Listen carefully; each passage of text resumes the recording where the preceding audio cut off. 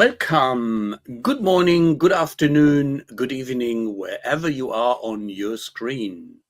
Life is full of surprises. So I'm very pleased for those which have followed us on our advertising parts in LinkedIn and Facebook and the other social media channels where we promote the show, that you see different faces today. Announced was Björn. Welcome, Björn. He will self-introduce shortly, but the surprise pack is like life is like a chocolate box. You never know what's inside. And that surprise pack probably hit Tobias, unfortunately, who has to see the dentist for an operation. I guess he would have loved to be here instead of with the dentist. So thank you very much, Graham, for jumping in. And I'm very pleased that we have a strategic momentum, such as CRM Quo Vadis, still alive, obsolete, or becoming killed by AI is our overall topic. But in the pre-discussion, we already found out that we have a very engaged audience here, where a lot of beef is coming up front. So I would like to start with Björn and then Graham in introducing themselves and give the audience a bit background why I invented them and what is their, let's say, background on CRM and CX. Yeah. So why you invited me, I don't know, but I am I am the head of conferences and content at Congress Media. We're doing quite some amount of online events, community stuff for professionals, especially also in this field of customer experience management. We've built up our platform Ist CX over the years, from presence event in former times to nowadays an online platforms with various of different kinds of online events where we strive from or come from the global strategic approach of customer experience management towards also business specific business focuses like chatbot services and experiences. So I myself count me in as an observer of the market and the evolution of these topics. I'm always like to discuss. Normally I'm on the other side, I'm on the moderating side, so I feel a little bit more comfortable on the moderating side. Ralf, we could even change our positions in this, but I'm fine with this today and I'm thankful for being here. I'm grateful that you followed, and I would like to answer the audience. You are a knowledgeable guy. You have done this for ages, since CeBIT was still alive.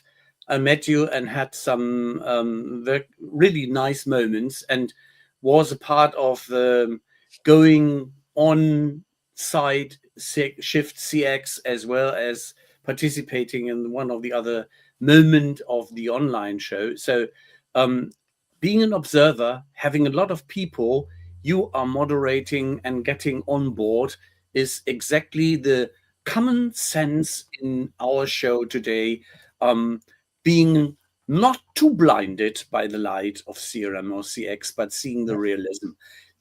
Very kind. And I must say that in former times when we've been at CeBIT, we already talked about CRM Quo Vadis. So yeah, it's always the yearly question, where do we go from here? Definitely. Agreed. Graham, on to you. Thank you, Ralph. So if life is a box of chocolates, I must be the coffee cream in that box of chocolates. For those who like or don't like coffee cream. So why am I here? Well, basically, I've been doing this for 30 odd years. I unusually a consultant. I'm a senior associate with Optima Partners, which is a leading customer management organization or a consultancy based in Scotland or in the UK. But unusually, as a consultant, I've actually built CRM software from scratch. I've actually obviously implemented it and operated as an owner for clients like Huawei JV with Telford, like Vodafone, like Toyota. I've been doing this for 30 odd years. So that's really why I'm here. I've been involved in CRM since its very beginning in the 1990s and have probably worked with 30, 35 different companies around the world, implementing it and running it since it started in the 1990s. And one of the incidents the audience will never ever know, as we do not tell about it, is that you have been behind CRM guru Bob Thompson's page and a lot of content there. And you were the star and bright light, which I met on a sugar event, and we had first time discussion. You have been a CRM expert as a guest speaker. And since then, we never have lost contact. And so it is that I'm very grateful that we have you on regular occasions when you can give us a little guidance on some topics as a guest. Thanks for that again. Now, it was good. I think at one point it had more than 1 million reads of something I'd written over the years. So that's quite a lot of stuff, I think. Yes. And a lot of wisdom one can have a certain benefit of, such as, I would like to kick it off, that Björn and you, Graham, might have different perspective on a CRM definition these days. Björn, how do you define CRM in today's digital landscape, please? I mean, there's Wikipedia definitions where you strategically define or manage customer relations. This is certainly not true for the company side, whereas most of the times more operative and people are doing trying to do some campaigns on their target leads to drive sales at some point. And this is also one of my issues that I have with CRM as a topic and CRM as a process, that still a lot of companies or organizations at that point are following this idea of that they can manage customer relations, and drive customers to some point of reactions and conversions and sales and so on.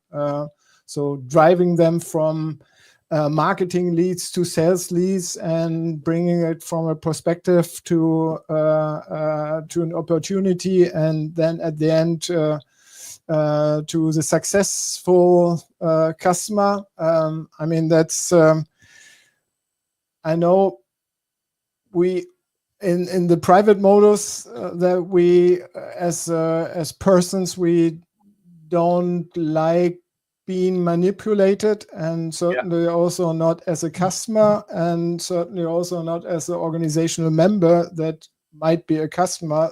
We don't want to be manipulated and forced to go some pathway.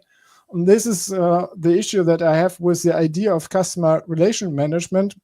Certainly, I come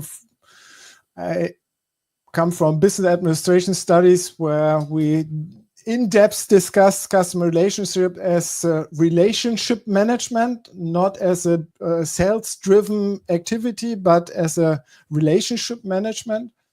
And this idea of that relationship management, Beziehungsmanagement in German, was more like what we talk about today as customer experience management, where we look at the customer, try to get insights about the customer, what are their expectations, and then try to follow our actions to the markets and fulfill these expectations at the end, and then drive some business with satisfied leads or after fulfilling the expectation that we can make some business. So, and there I've my issues with the CRM notion, that I still think that a lot of companies are still sales driven. They want to push something in the market.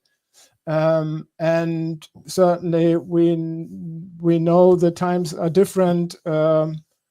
The power is on the customer side and not on the company side anymore. The customers are deciding what they do, and I would argue whether we can really be successful in pushing something out there. And therefore, I would say CRM as the idea in this traditional way, as this classical approach of driving something or pushing something into the market, is gone. Wow. Thank you for that starting statement. And it is very valuable to see. And I encourage Graham to take the position he is following, such as, have we already killed the old CRM on the altar of greed, manipulation, and silly stuff? The box are commenting as well. That is important. It's a good question, and I remember a bit of name dropping. I remember discussing this over breakfast at Café Rouge in Edinburgh with Don Peppers himself a few years ago when he was visiting Edinburgh, and we were talking about what is CRM, where did it come from. If you look at the origin of CRM, it came from the amalgamation of what Gartner used to call technology-enabled selling, TESS, and technology-enabled relationship marketing term in the 1990s. I was at PwC at the time. There's a lot of discussion internally about what this thing was. And it really started to bring together marketing, sales, and service. That's what CRM was. Prior to that, they were all individual things. But as the origin suggests, for some people, vendors in particular, CRM is technology. Whether you've added a veneer of AI on top of it, which is what I think a lot of it have done, or not, it's still technology and data to them. But you go to talk to other people in business, and it's actually a strategy to put the customer at the heart of your organization in every way, sense, in terms to understanding, through customer strategy, through customer-driven orientation, and so forth. But then again, if you go further and look at individual functions within an organization, for people in marketing, CRM is marketing. For people in sales, CRM is sales. Although today, I have some good friends in a startup called 180 Ops. They're doing revenue operations. So that what we used to call sales or key account management is now revenue operations. So for Tony and his team and the 180 Ops team, CRM is sales. And if you go to talk to other people, CRM is service. So when I worked with Belgacom implementing billing collection many years ago in Belgium, CRM was all about customer service. If I'm going to define it, I'm going to go back to the original conversation that I had with Don Peters, and that's really that he described CRM as one thing, which I think is still the best definition today. CRM is treating different customers differently. That's what CRM is about, no matter which flavor you take, whether you're a technologist or a strategist or an operational person. CRM is all about treating different customers differently. That's it. Thank you But very we much. never, I would say we never achieved this goal in regards to the operations that been labeled by CRM. I think that's on the technology side, but also on the organizational side. So that's what my critics is, or my argument is that also companies are just thinking in campaigns. So we want to drive campaigns for this stakeholder group and push out some kind of product into the market, and then we want to follow up the sales funnel, etc. So there we already go away from this Don Peppers vision that we follow up with the customer on the one-to-one side and very differently. So we push out campaigns, and this is all the idea that's behind the technology, but also behind the organizations that are somehow doing the sales management with CRM. But if you think about it, this is the function of a company. A company is there because it's a better way of organizing production than doing it yourself or reaching out to people through markets individually or through the commons. So we form organizations to be able to have a more efficient way to be able to do that. So that is the function of a company, is to say, here's what I've got. And ideally you don't just create something and then push it out the door and saying, here's what I've got, do you like it? Ideally, you would follow Levitt's original idea of working out people looking for what problems they've got to solve. Today we use jobs to be done to do that. So what are your things you need to get done? We'll then create something that we can provide profitably in order to solve your problem, but we'll tell you about it. So that telling you about it is part of having a normal functioning market. It's not one-to-one, but I don't think customers actually need or want one-to-one. Because if you think about it, if I want to go to a bank and open a bank account, 80 to 90%, probably more, maybe 95% of people want the same thing. They don't want an individual bank account. They want a bank account that does the job for a reasonable price and a bit of service when they want it. So we don't actually need one-to-one marketing or one-to-one CRM for most things. And it comes down to this, in the background of a lot of this is what I think of as a false direction. In fact, two false directions. A false direction driven by Pine and Gilmore's The Experience Economy, that introduced the idea of memorable experiences and reduced the impact of what we actually go to for most companies, which is service. We go to companies to get help getting stuff done. That's service. And the second thing that I think has led us astray a little bit is an excessive focus on the customer rather than what they're trying to do. So if we can start to think about providing service, things we did in the 1980s when we had the service quality revolution, and keep that as the heart of CRM and CX.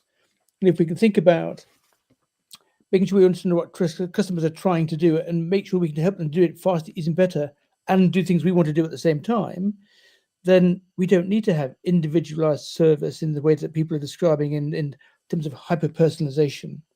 But we'll come on to that, no doubt, later. I love to use that little break to come to the aspect. Yes, I do agree that we probably have not done the most perfect job. And our dear friend Jürgen mentions fully understandable that treating customers not appropriate, not with respect, but try to manipulate is not the smartest way. Once they see that they will be manipulated, or they felt manipulated, or that they even felt they have been driven to the wrong decision to buy something they really didn't want, or they have been suggested that they needed, they will turn back on us as the vendor.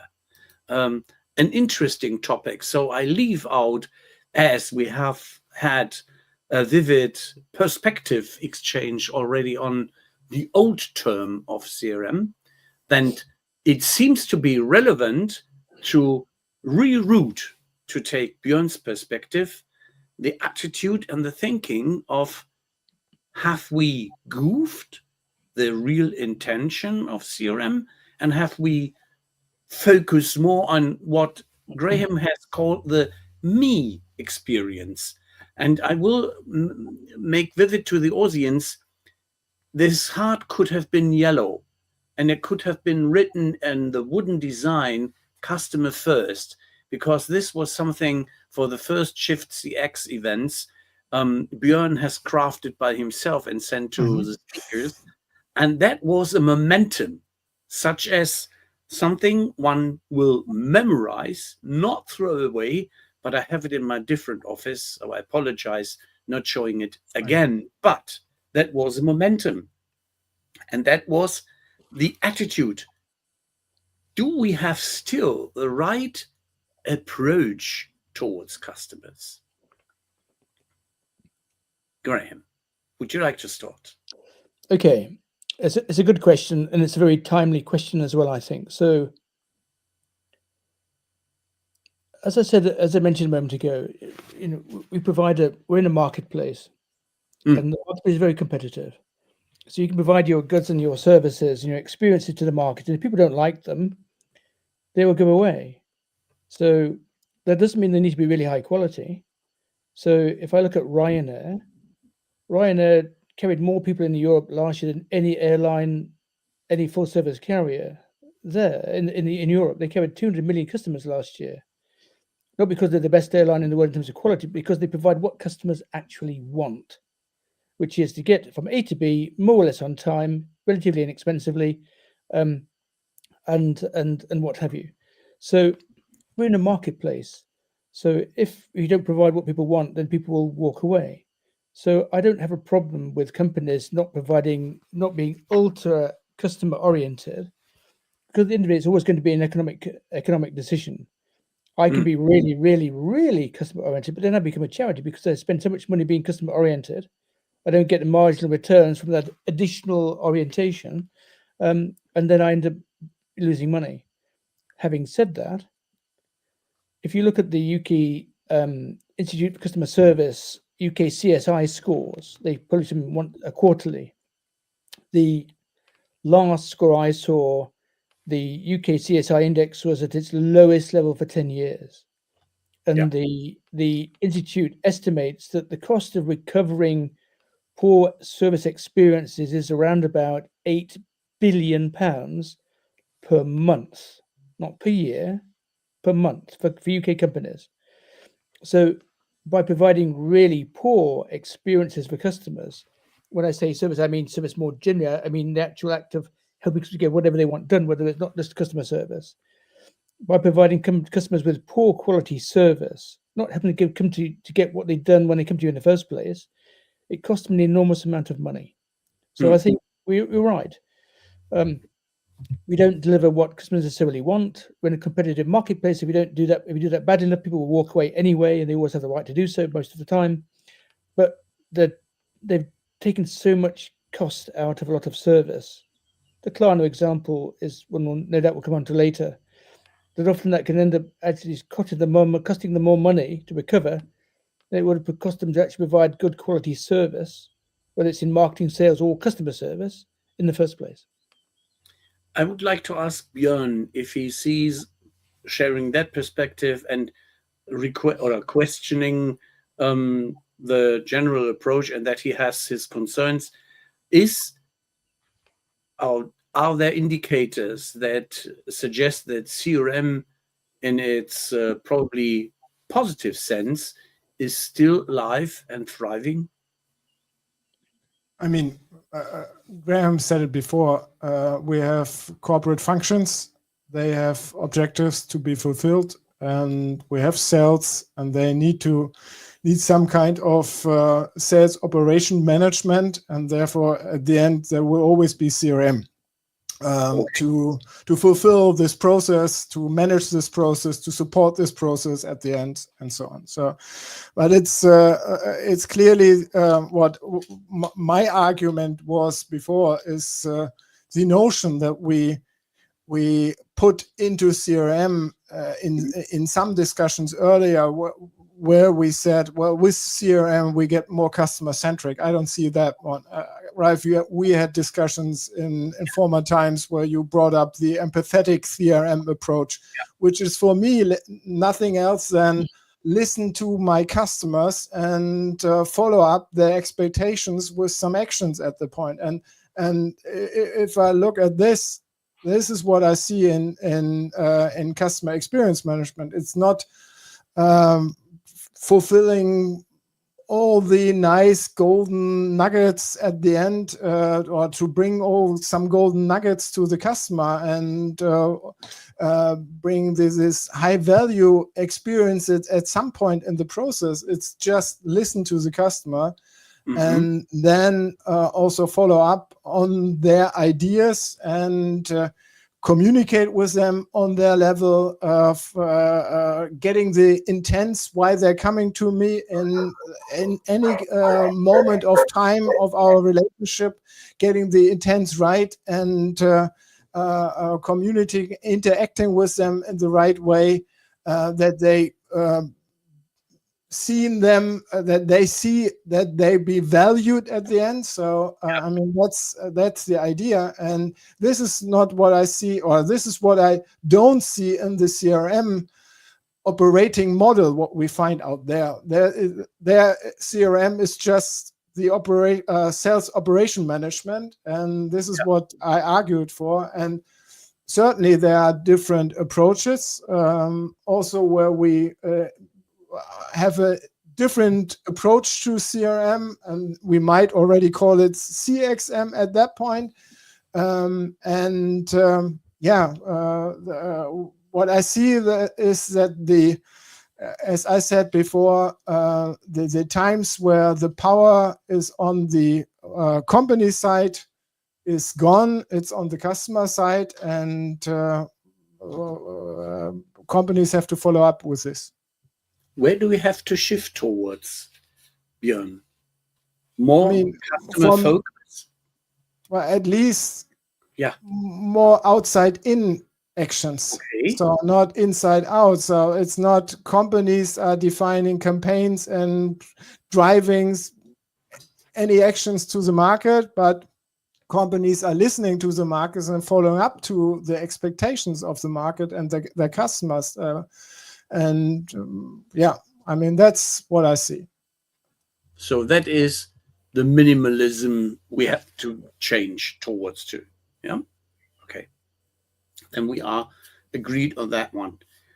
I just wanted to pick on one of the questions which arose during the last 3 weeks of communication with customers.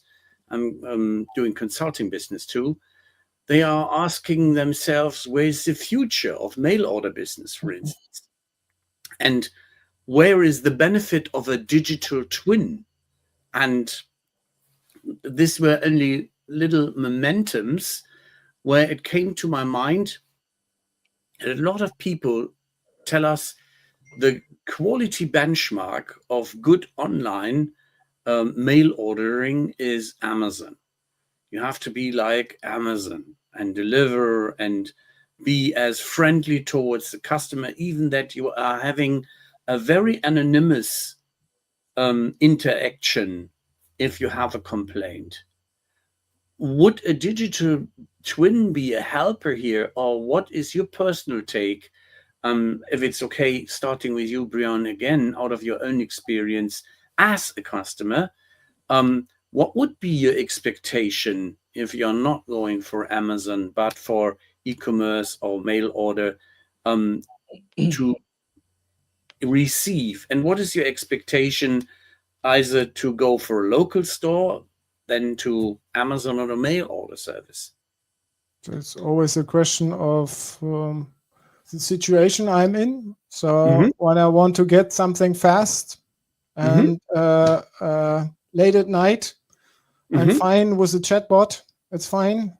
If he delivers the answers, that is what I don't need persons. But if I have certainly a complex question that the chatbot cannot deliver, or that I might be not aware of how to formulate or articulate myself, I'm better off with a human agent at that point, and I want some human agent. I want the access to a human agent in any kind of interaction. So again, companies that are just providing this or that, that's the problem. I think that's also the problem with the example of Klarna you brought up before. Yeah. putting everything out there on. That was in the pre-discussion. I realized we talked about Klarna. We haven't mentioned it in this point. So anyhow, with this Klarna idea that certainly we can get rid of all the customer all the human agent, and all that we can all automate or do the automation with AI agents. Certainly, this is very interesting on the business side, but it's not aligning with all customer expectations. And I love that and one. also, yeah, that's it. And such as Jürgen is following your perspective, such as listening to customers is what CRM is all about. And the challenge we have had from the technology perspective, Graham already mentioned, is that cost efficiency is one driver, but I'm always blaming people that if they look for efficiency, they are not looking for the real effectiveness. And I am missing, such as in a layoff, as it's done due to cost reduction needs, if you have greedy investors, or if you believe that some technology is giving you some benefits in cost reduction, but at a certain moment, you will realize even that your customers are getting you the message by kicking you, so to say, in your asses and not longer using them. We want to talk not only to the bot or the artificial agent, but you have a problem we would easier thought with a human being. So, Graham, what is your take on that challenge? Where do we have to drive to? And the situation Björn described, such as the momentum for my personal experience, my personal lead, is the differentiator. And I would like to come back to the me experience we had the discussion on. Sure. Could you share some thoughts on that with us, please? Okay.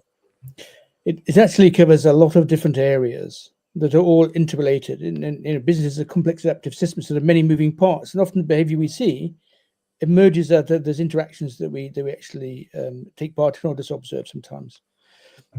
Companies are in business to make money. We should never forget that, and they will do whatever they think is appropriate to make more money. If you think of the things that drive most CEOs that keep them awake at night is, am I selling more? Am I making higher profits? And then things along the lines of, am I increasing my market share, or other what Bennett and Field, the marketing gurus, call large business effects. That's what drives business. Everything else is subservient to that, including customer orientation. It's a means to an end, not an end in itself. And companies will experiment about how much customer understanding that Jürgen Frisch talked about in his comment. They'll experiment with how much customer compassion. So I rate compassion, the ability to actually do something with what you know, higher than empathy. Understanding customers is great. Being willing to do something about it is much, much better. Ideally, you do both. So companies will experiment with all sorts of things: new data, keeping data for long and using different ways, new technologies, new organizational arrangements like agile marketing, new forms of content, whether it's generated by AI or not, etc., in order to gain a small competitive advantage and maybe save a bit of money, maybe make things more effective in the marketplace, maybe increase total factor productivity as well. So an AI is just another one of those tools. But we must never forget, if you think of McKinsey's 3 horizons model, where the first horizon is using what you've already got in subtly different ways to create an initial return in the short term. The second horizon is slightly medium term, which is creating new capabilities to allow you to grow. And then the third term is experimenting to identify new options that will help us in the future, but we don't know what's going to work yet. AI is still relatively horizon 3. So we're still experimenting with what works. And if you look at the work of, for example, Eric Brynjolfsson at MIT, he talks about the J-shaped productivity curve.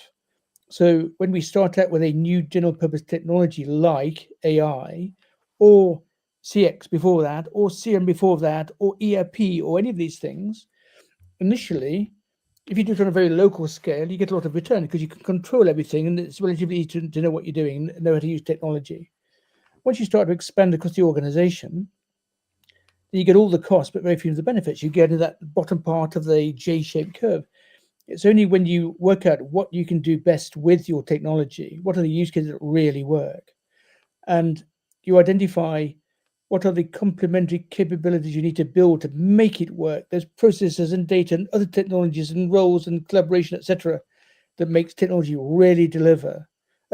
That people underestimate that. I mean, just an aside, if you look at Microsoft's CRM's design for success methodology they used to implement Microsoft CRM, the best toolkit I've ever come across in 35 years of consulting about how to implement CRM competently and professionally from Microsoft. Thank you very much. They will say very clearly that for every dollar you spend on technology and data licenses, you should spend $3 to $4 on building out those complementary capabilities and managing the changes associated with it. So many companies buy the licenses and think they've got the job done, but they've only bought an option. Until you do all those other things, you can never call your option, which is also why Gartner finds that only 33% of MarTech functionality is used by and large by most companies. 67% of it is never used, but you're still paying for it. So AI is just another technology that we're starting to experiment with to work out what we don't know how it works best yet. Companies like J&J, Johnson & Johnson, have been running 900 different experiments and now decided to cut back to the ones that really work, the use cases that actually deliver value. P&G have been looking at this together with some academics. BCG looked at this with some academics. Gieswein in Deutschland looked at it also with academics. So we're starting to learn bit by bit what works and what doesn't work. And we're finding some very interesting things. The Klarna example that we talked about was 6 months ago, or whatever it was. The CEO said we're getting rid of 700, or we don't need 700 additional call center agents because they're all done by AI, by chatbots and by AI answers, Gen AI answers in principle. But they discovered that things don't work out quite as well. And they actually do need humans in the loop for some things, not for everything. If I need to know what my account, how much money I've got in my account, I don't need to talk to a person. If I don't need to talk to a chatbot either, I just want to go to a screen and look it up, and there it is. There's the answer. For some things, I can use a chatbot. For some things, I need to talk to a person. That will depend on the individual, and it will depend upon the circumstances. What I do see is a tendency to want to automate things because we can, rather than because we should. And that can lead to declining customer service levels. The UK CSI scores, as I said, is the lowest level for 10 years now, and a lot of customer dissatisfaction. And if it gets bad enough, they will switch to another company, another provider. Like I'm thinking about switching from my bank I've been with for 20 years because they've automated everything and now do all their work and I don't get any reduction in price. So the thing is, supporting the human is fine, and supporting the human is my entering hook to get our friendly commenter, Jürgen Frisch, on board and on stage as he's virtually knocking at the door. And welcome, Jürgen. You know what you have to say, though? You have to say, Jürgen Frisch, come on down. Come on down. Thank you, Graham, for giving me the proper assistance. Jürgen, just one sentence about your background so that the audience is pretty much informed. Okay, I'm an IT journalist since 1998, and this is now more than 25 years. And I've been, member or a writer for the German's #2 IT newspaper, Computerzeitung, and as long as this was still on the market. And for the last 10 years or so, I'm a freelancer. And CRM is one of my topics. And I remember meeting Ralph. When did we first meet? It was in the early 2000s. I think so. Yes. That was the easy starter. And then we had the benefit on some sponsored events from Microsoft, which we have mentioned earlier, thanks to Graham. Now, Yes. I would like to play the ball into Björn's field again, as there was and there is a reason why your conference is called Shift CX. You observe that there is a shift happening or a shift needed, and how is this developing from your perspective in the light of your expert speakers coming from customer end and coming from vendor side?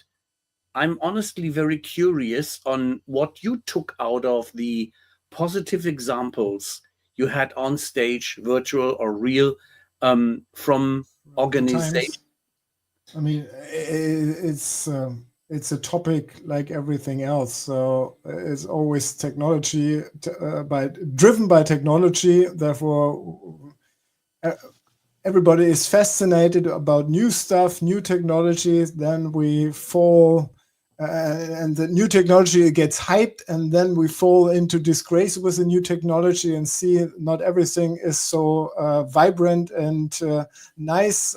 We come to the aspect that Graham already mentioned, that we have to do the adoption and change management, that people have to get along with the new technology and do something different. So this is always the stuff when we talk about some kind of technology behind it. But in the first place, why we labeled our conference and then later on our platform Shift CX is that we perceive that at the end of the 10 years, or I don't know how it's said in English, certainly this notion that we have to put more importance again into the view of the customer. So that was and that is also needed to be more discussed in conference, and that's where we come from. And when we look at what we discussed there, also over the years, so we came also along the path of professionalism in this field. Certainly CX was around before our conferences and has been discussed before our conference, but in the organizations, it was early times. And certainly, first of all, it was the idea that Graham mentioned before. We want to do some new fancy stuff to fascinate our customers in regards to customer experience. So bring out the high, the high value experience at the point. Nowadays, certainly, is more the process and really. Okay. Understanding what the customer wants and needs and expecting, and then driving this insights into the organization to every touch point, managers, and fulfill this promise at the end that what we're telling we want to stand for the customer. So I mean, that's the idea behind what companies are following up with. And certainly the challenge is the organizational side of this. It's not a question of technology, it's the organization with all its challenges and different departmental views, ideas, expectations also within the organization. That's the big challenge that we can still discuss for the next 10 years. While the technology is changing underneath. Yeah, on that topic, we have another Graham giving us a friendly statement, such as CRM in the content of a listening merit to Graham's insight into the context of the impacts of underlying services failures points to firing root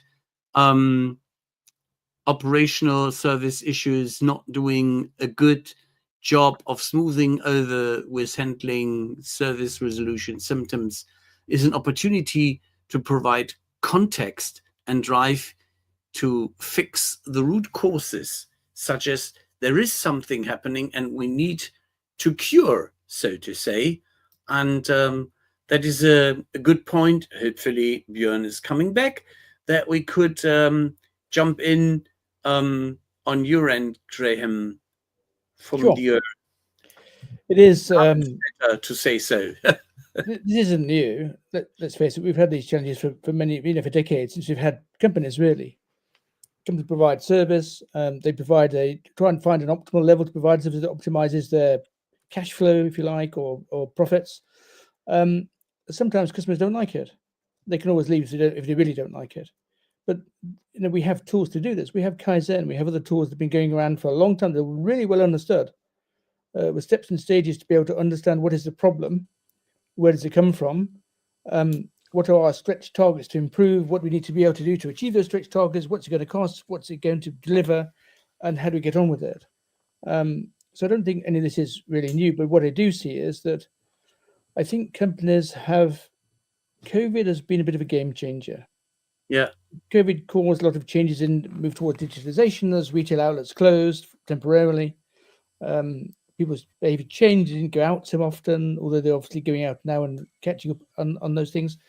I worked with the airline industry a lot, and I remember watching the sales figures or passenger numbers for airlines going down, and then they've recovered again now to where they would have been if there had been no COVID at all, in terms of growth rates. So things changed temporarily, and then things have returned to normal as a consequence. But what hasn't changed much, or hasn't changed back, is this focus on cost cutting. The cost cutting is always there, and most organizations are actually quite inefficient. My time spent working at Toyota, learning all about lean and applying it there. I can go to most large corporations and probably save 10 to 20% of their marketing cost alone just by applying lean principles. And we get just reducing waste and reducing variation that shouldn't be there in the first place, and then applying a little bit of in modicum of automation. So that ability to cut costs has always been there, and we should use that. But I think companies have decided to cut costs a little bit too far often, to a point where they're now starting to destroy shareholder value in the process.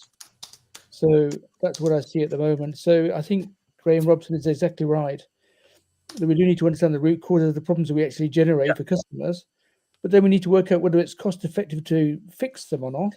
If all your competitors are equally bad, why spend any money fixing them?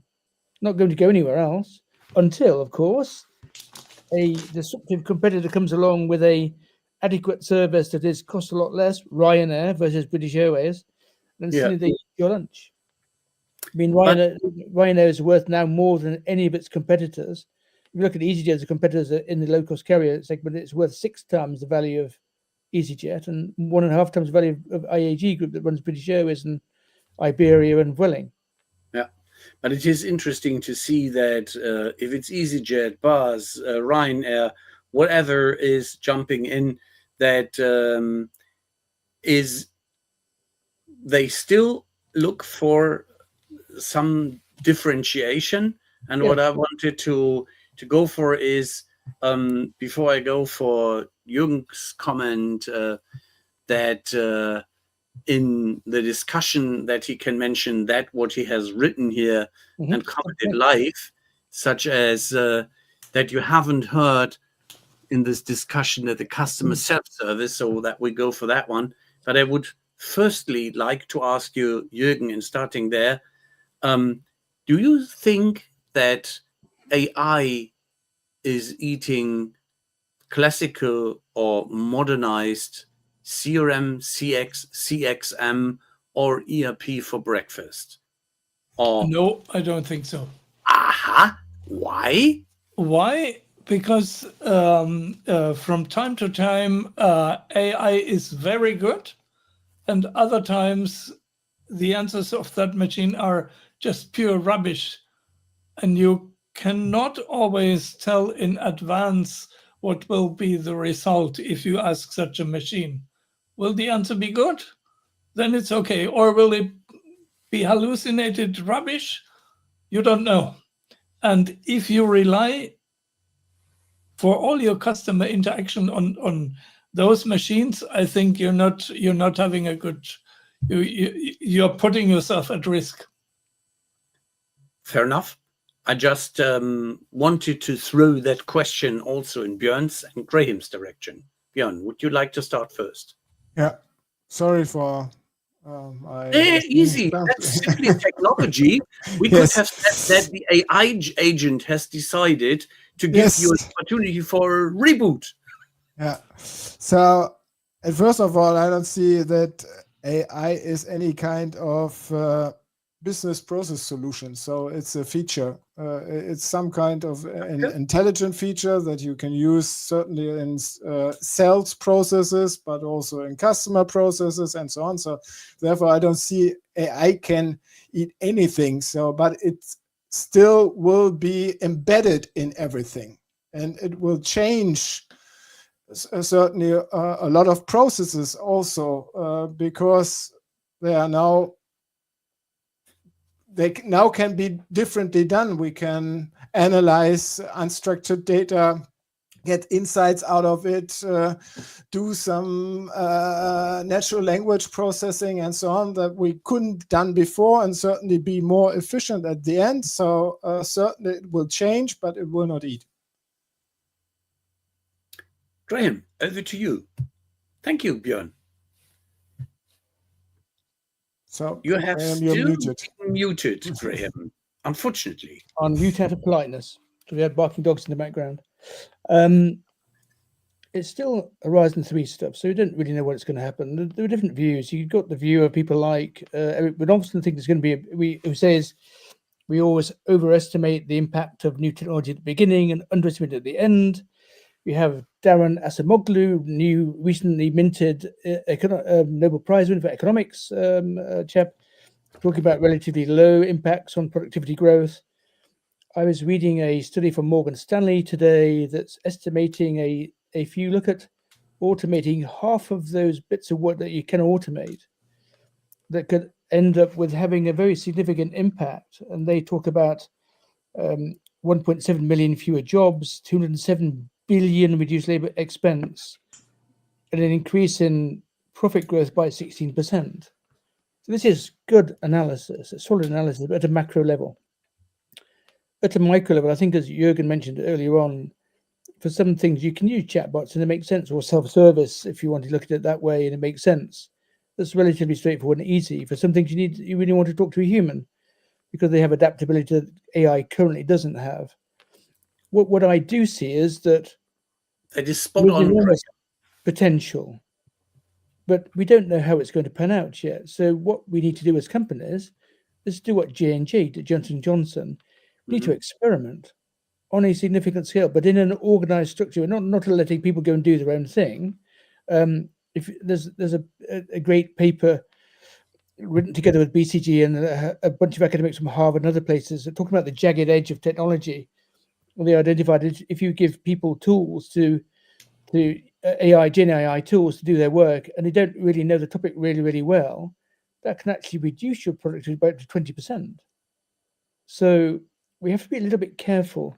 So organized experiments run in a proper way with control groups and what have you on a broad range of things is necessary to work out what are the use cases that work, what are the complementary capabilities I need to build to be able to make these things work, how does value pan out, recognizing that it might take 5 years or more to develop all these complementary capabilities to get the most out of the technology. When we started in CRM in the 1990s, had an 80% failure rate. Why? Because we didn't know how to get the most out of it. We didn't know the use cases that would work properly. We didn't know how to integrate marketing, sales, and service.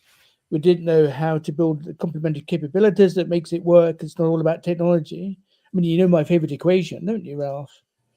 OO plus NT equals EOO, so old organization plus new technology equals expensive old organization. So in that expensive old organization part of the moment, we have a 7% to 80% failure rate for AI implementation. So we do experiments, we never implement. So that's part of learning.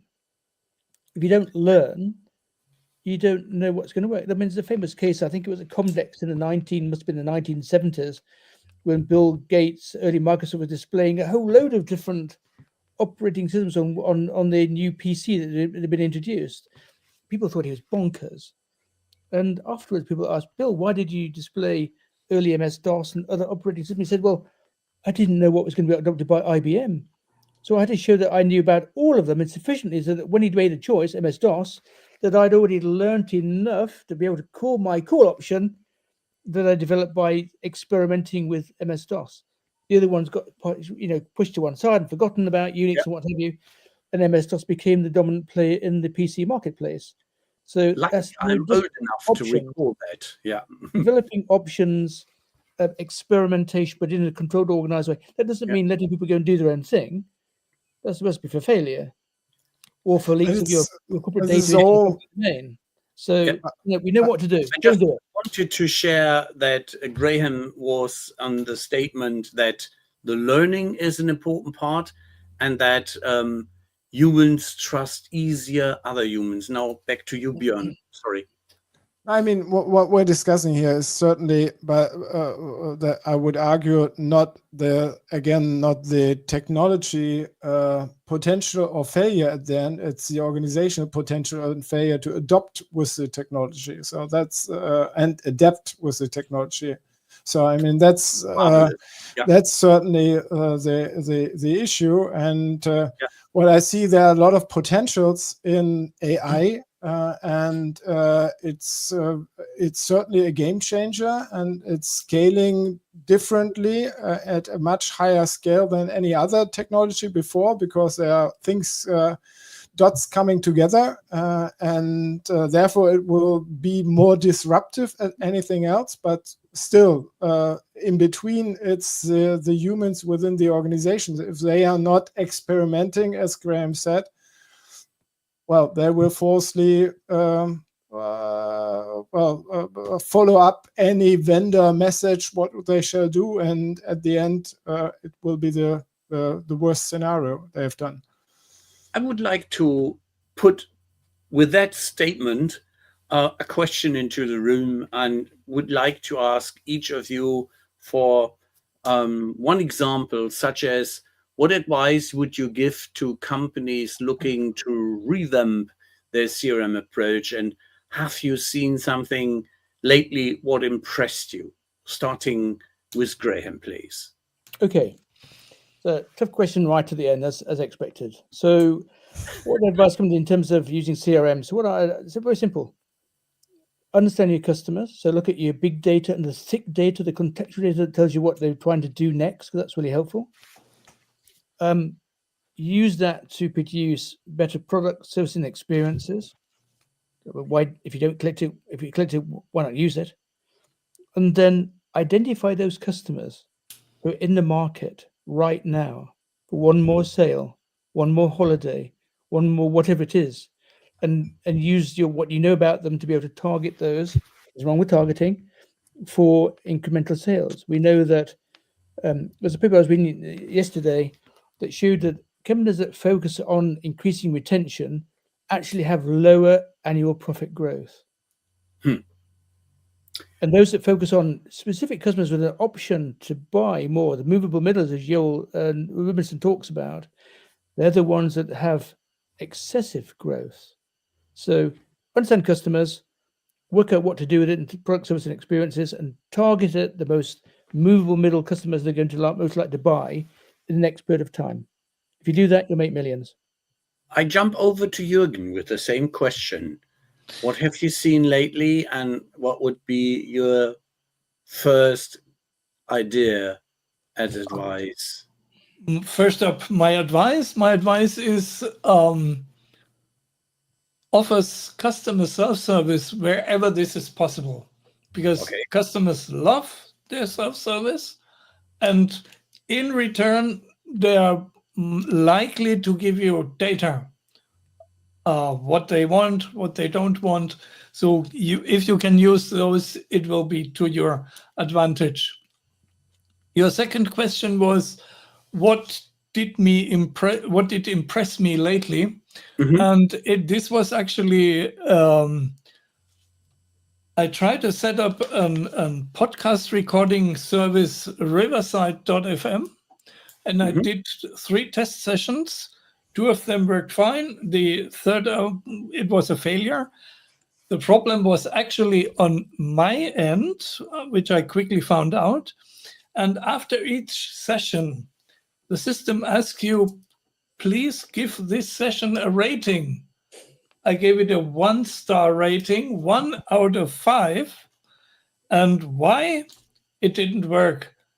And about 20 minutes later, I got a mail from a customer agent in the US to Stuttgart here. What's your problem? I had already found out. And I told him about these 3 test sessions I made. He said, may I have a look at your other 2 sessions? Yes. It was great. It was a great service. Cool. Björn. We talked about Jürgen and Graham. They talked all about data and insights drivenness that they are following up, or that they are seeing as best practices. And I would add on that one, coming with data and insight drivenness to a better execution within the company, bringing people within the organization together to exchange ideas on these insights, and then come to a fast execution and deliver something to the customer, some changes. And there I even have a nice recommendation that we had at our conference lately, where we talked at one. I also heard at other points, but this relates to CRM, and the execution topic that I mentioned is Festo, which are doing CX sprints in optimizing their marketing automation processes. So they're bringing different people to the table, the insights and the data to drive forwards little steps in their optimization of their marketing automation processes. And I mean, this is, again, for me, where we bring up also what Graham said, experimentation, looking into data, bringing people to the table and driving something forward. And this is all always led from the customer data insights side, and not from our company idea what the CEO is thinking of that what we should do. So I just want to add one little thing. When we're talking about companies we remember and what have you, and I was just thinking about it as Jürgen and Björn were talking, and I'm thinking the companies that I know and remember provide me with personal service. The ice cream parlor, Marco's in Rodenkirchen, where we have amazing homemade ice cream, or individuals at Edeka that we know on the Kassa, on the till, who know us and provide us with personal service. And there's been great research from 10, 15 years ago, Ruud and Liliander, showed that very, very people don't want relationships with companies. They really don't. They don't care. They don't care about you, your company. They don't care about your brand most of the time. They care about themselves and their jobs they want to get done. That's why they come to you in the first place. So if you can build a personal relationship in some way, shape, or form, that usually means a person, not a technology. All that might change if Mark Zuckerberg's got anything to do with it. Then you start to have those memorable experiences that Pine and Gilmore talked about by providing superb service. And that's all that I really want. And I go to help me, make it really pleasant. And I'll remember and I'll talk to you on CRM Convos and mention your name, Marcos, Edeka, and Zua, and what have you.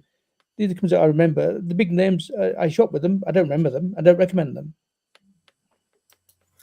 That is exactly the point where I have to wrap it up. Unfortunately, gentlemen, it was a party. It was a fiesta.